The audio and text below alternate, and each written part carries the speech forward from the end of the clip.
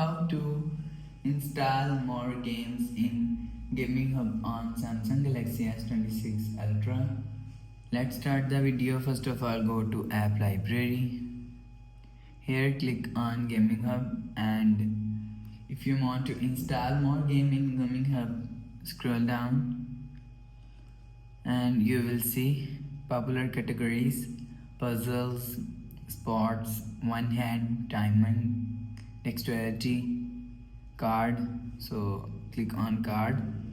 You will see all cards games here. So if you want to install, so click on play now and you will see, click on this icon.